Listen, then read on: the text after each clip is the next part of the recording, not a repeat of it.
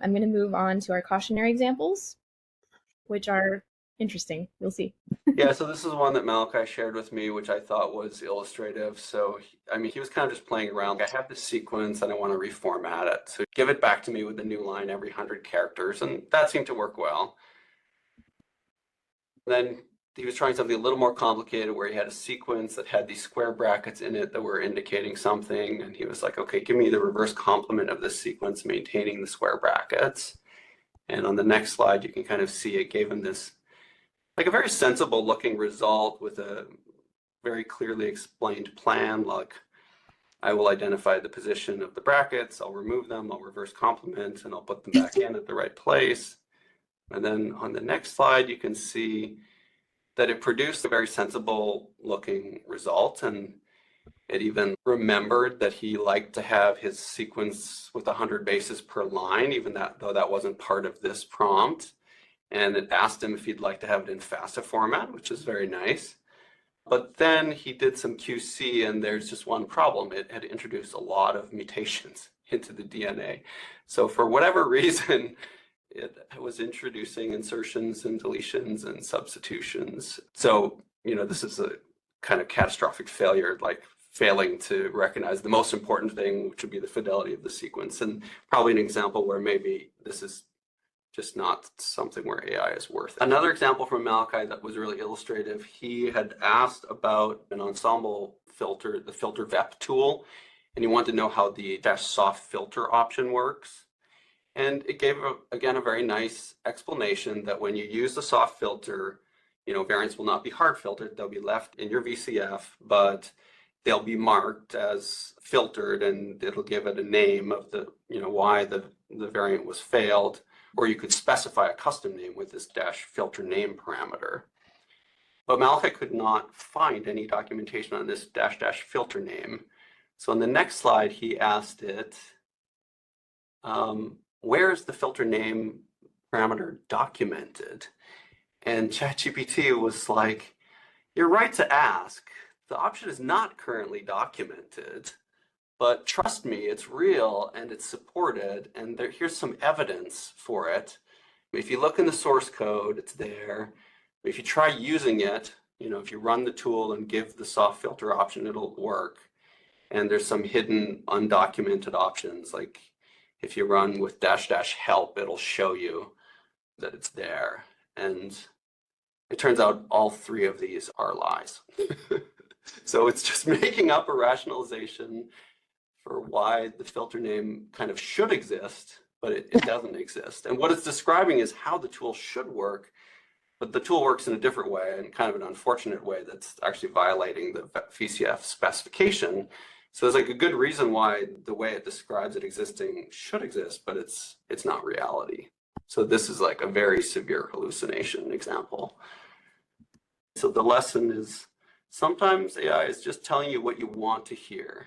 I think that's a very common property of the current AIs, that they like to please. This is an example that Adam provided. So something useful you can do with ChatGPT, for example, or I think he was using a Copilot, is you can provide images and have them turned into useful documents. So in this case, I think on the next slide, he's talking about how we have this application. He's probably talking about Civic, where it's a Ruby on Rails web app, and when we're making new features, sometimes the developers like to mock them out in diagram format and then convert them into a Rails migration file, for example. Then you can actually create the diagram, create the schema, and then just upload it into an AI and ask it to auto-generate like an active record migration file, for example, which is super useful. And he's asking it to document any assumptions and pitfalls.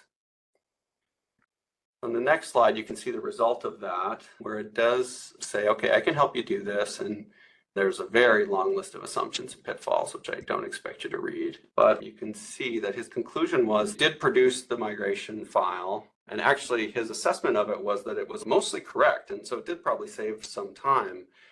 But there were issues and minor errors. And the kind of most glaring is right in the very first line of the record is that it's not actually using the right version of Rails that was specified.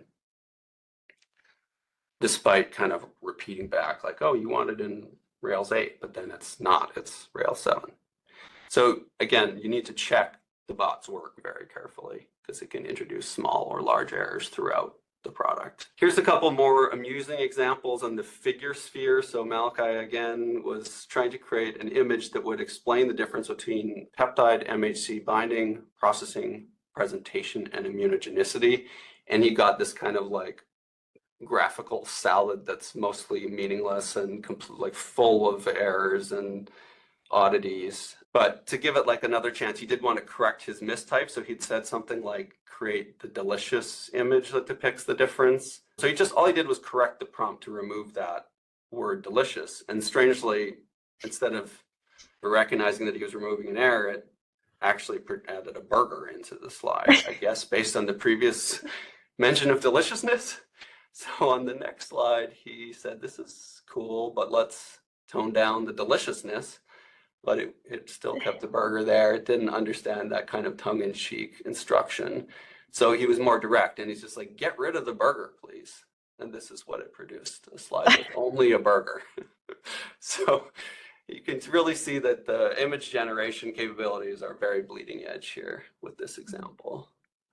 So I guess the lesson, we've covered some of these already, but the AIs, they do remember things you've said. So that was alluded to in the chat, and that can have unexpected results, sometimes good, but sometimes nonsensical. And this is a funny one that was going around as well. Just a final warning to remember you can't lick a badger twice. So what this is illustrating is that if you ask AI to explain an idiom, even one that doesn't exist, it will often just go ahead and give you an answer like, oh, this idiom is used to explain that you can't trick or deceive someone a second time because they've been tricked once already, and that's not a real idiom. So are there any negative AI experiences inspired by the previous example or otherwise that the group wants to share? We're seeing lots of good stuff in the chat as well. Yeah, Dexter's making the point that things are changing very rapidly, and even DALL-E is already deprecated. Yeah, I think that was a great response to the sequence example of like asking for code. Yes. And making it sort of a second intermediate step. Yeah, that's a really good piece of advice. I think it's a good question about whether, sometimes the issues are from the use or overuse of long context windows. If you forget to create a focused project or just continue on in a chat window where you're asking completely unrelated questions, it could sometimes have weird results where it's kind of stupidly attempting to incorporate things you were thinking about previously on an unrelated topic. Perhaps burgers. Yes, delicious burgers.